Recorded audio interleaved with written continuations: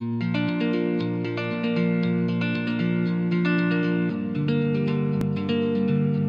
एक बार फिर कार्यक्रम सेहत की बात डॉक्टर के साथ लेकर हाजिर हैं हम। और आज इस कार्यक्रम को लेकर मैं हूं आपके साथ आपका दोस्त हर्ष। और साथियों, आज हमारे साथ हैं डॉक्टर उत्कर्ष बंसल। आप एग्जीक्यूटिव मेंबर हैं Indian academics of paediatric Lucknow और एसोसिएट प्रोफेसर हैं हिंद मेडिकल कॉलेज में। डॉक्टर साहब, आपका बहुत बहुत स्वागत है। धन्यवाद हर्ष जी। और आज स्वास्थ्य के बारे में बहुत सारी बातें लेकर हम डॉक्टर साहब से चर्चा करेंगे। साथियों देखिए, मौसम का हाल तो आप सब देख ही रहे हैं। एक तरफ मौसम का हाल है और दूसरी तरफ कोरोना का हाल है। और इस वक्त का सबसे बड़ा दृश्य ये है कि जिस किसी को भी देखिए, जुकाम, सर्दी, खांसी, बुखार, ये सब आम समस्याएं हैं। बच्चों की अगर बात की जाए तो सर्दी के मौसम में क्या क्या प्रॉब्लम्स उनको आती हैं और क्या क्या प्रिकॉशन लेने होते हैं आमतौर पर? इस समय सबसे बड़ा खतरा रहता है बच्चों में, छोटे बच्चों में खासतौर पे हाइपोथर्मिया होने का, जिसकी वजह से बच्चे बहुत बीमार पड़ सकते हैं। तो बहुत जरूरी है कि माँ बाप उनको कोशिश करें कि कई लेयर कपड़ों की पहनाएं। जैसे ज्यादातर लोगों का ये सोचना होता है कि एक मोटा स्वेटर पहना देंगे तो उससे बच्चे सुरक्षित हो जाएंगे, लेकिन ये सही नहीं है। कम से कम 2-3 लेयर अच्छे जो है कपड़ों की पहनानी चाहिए ठंड से बचाने के लिए। इसके अलावा इस समय मौसम में वायरल फ्लू साथ में दस्त होने का बहुत संभावना है। तो हम लोगों के पास ऐसे केसेस बहुत आ रहे हैं। ये कोरोना के टाइम में ज्यादातर लोगों ने हाथ धोना तो अच्छे से सीख लिया है, लेकिन उसके बावजूद भी दस्त के केसेस अभी भी ज्यादा आ रहे हैं। इसकी वजह वायरल ही है। इसके लिए कोई भी ऐसे ना हो कि मेडिकल स्टोर से एंटीबायोटिक लेके खा ली जाए। कोशिश करनी चाहिए कि ORS, जिंक जो सरकार भी बताती रहती है उसी का प्रयोग करें। अननेसेसरी कोई एंटीबायोटिक ना ली जाए इसके लिए, जो नुकसानदायक हो सकती है। खाना बहुत ज्यादा हैवी ना खाया जाए, जैसे ठंड के टाइम में हो ही जाता है, वो पेट को खराब कर सकता है। कोशिश करनी चाहिए सर्दी जुकाम से बचने के लिए जिस तरह से अच्छे से कपड़े पहने, सर ढकें, कान को ढकें, ये आवश्यक है।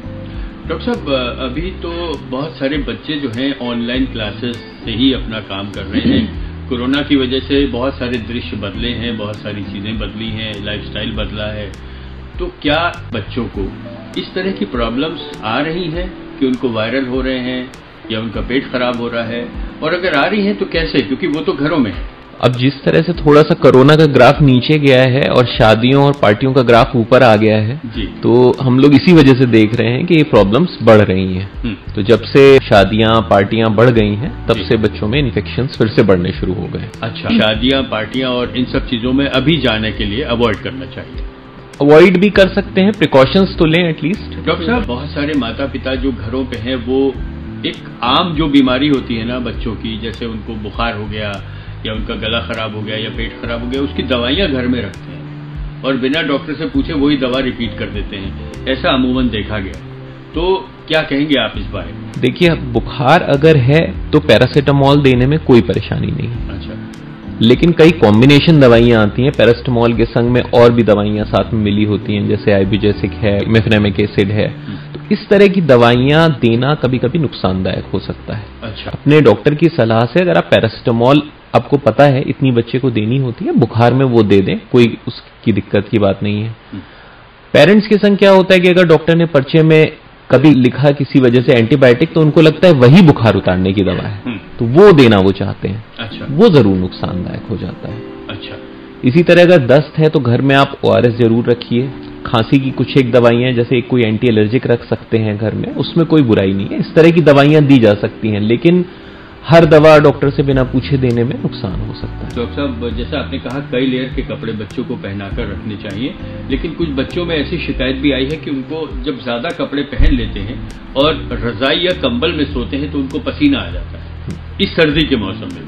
तो इसका क्या कारण है? क्या ये कोई बीमारी है और या खाली ज्यादा कपड़े होने की वजह से ऐसा है? ज्यादातर तो ये ज्यादा कपड़े होने की वजह से ही होता है। मतलब कुछ पेरेंट्स ओवर भी कर देते हैं, इतने ज्यादा कपड़े पहना देते हैं कि बच्चे पसीने में लथपथ हो जाएंगे।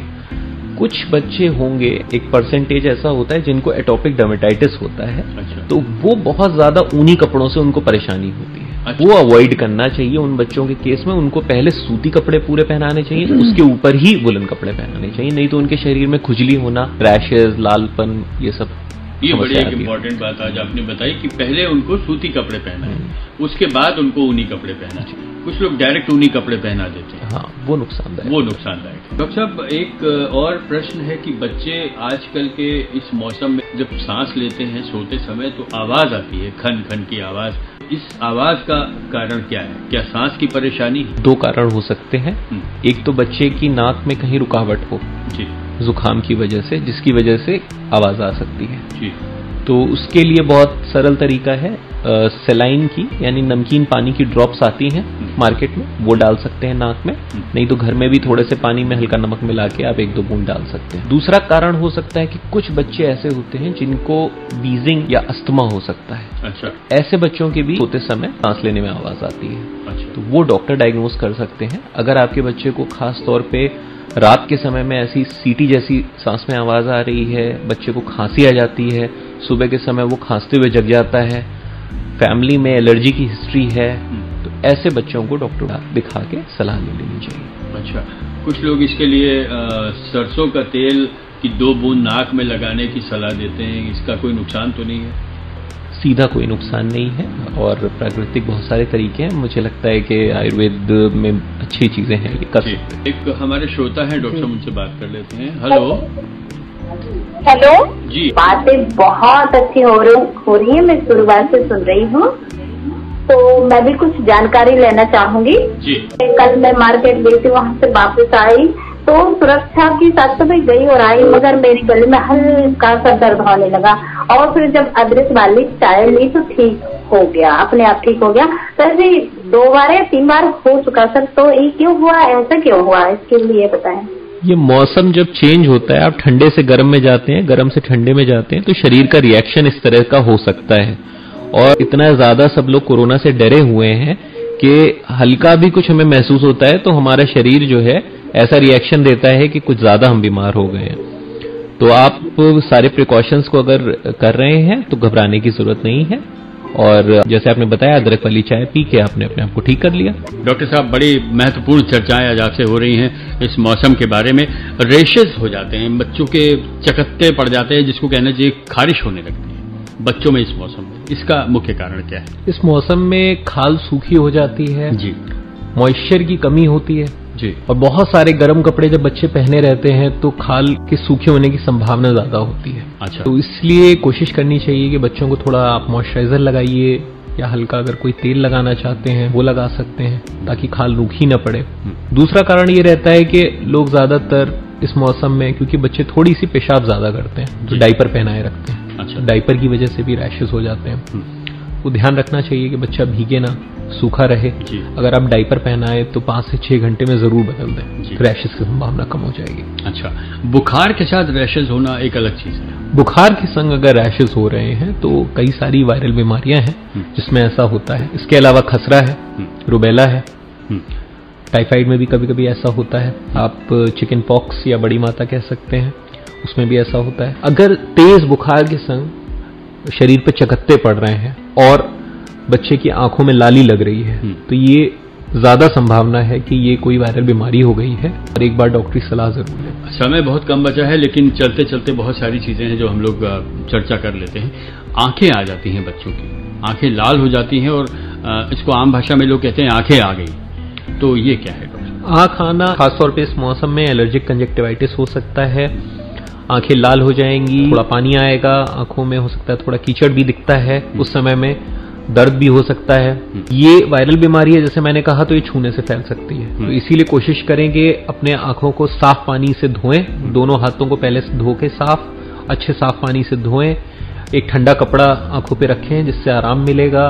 डॉक्टर को दिखा के कुछ आई ड्रॉप्स ले सकते हैं जिससे अंदर जो जलन हो रही है उसमें थोड़ा आराम मिले, और कोशिश करें कि एक दूसरे के रुमाल, कपड़े, तौलिए ना शेयर करें जिससे ये बीमारी आगे ना फैले।